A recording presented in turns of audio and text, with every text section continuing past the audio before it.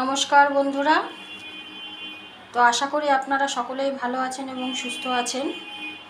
তো আমি আজকে আপনাদের সামনে আরেকটি রেসিপি নিয়ে চলে আসলাম, একটি ডিমের রেসিপি।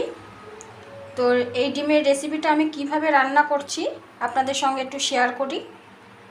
তো আমি এখানে 5টি ডিম সেদ্ধ করে নিয়েছি, আলুও সেদ্ধ করে নিয়েছি। তো এটা আমি কিভাবে কোন প্রসেসে করব সেটা অবশ্যই আপনাদের সঙ্গে শেয়ার করব, কিন্তু তার আগে এই ডিমটি রান্না করতে কি কি লাগছে আমি সেগুলো একটু বলে নিই।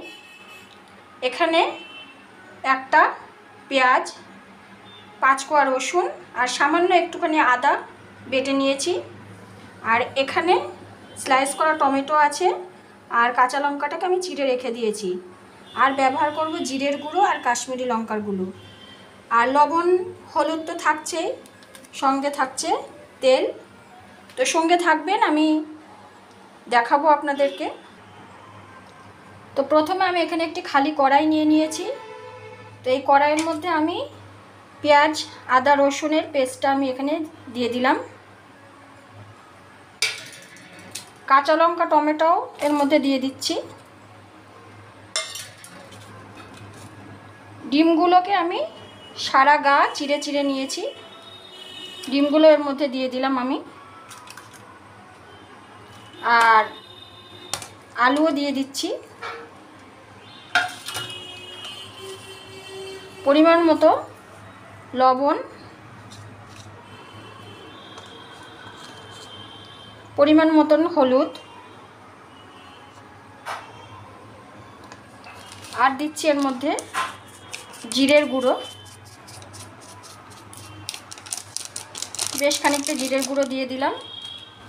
আর দিয়ে দিলাম কাশ্মীরি লঙ্কার গুঁড়ো। আর এর মধ্যে আমি কাঁচা সর্ষের তেল ব্যবহার করছি, সর্ষের তেলটাও আমি এর মধ্যে দিয়ে দিলাম। এইবার এই পুরো ইনগ্রেডিয়েন্টসগুলো আমি একসঙ্গে হাতে মেখে নেব, সঙ্গে থাকবেন। তো বন্ধুরা, আমি সব ইনগ্রেডিয়েন্টস একসঙ্গে হাতে মেখে নিয়ে একটু হাত ধোয়া জল দিয়ে দিয়েছি এর মধ্যে। এবার আমি এটা গ্যাস ওভেনে দিয়ে দেব।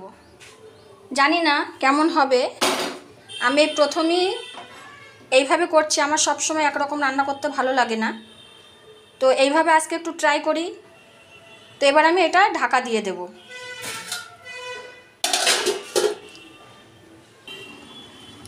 তো ঢাকাটা খুলে আমি দেখে নেব যে কত দূর।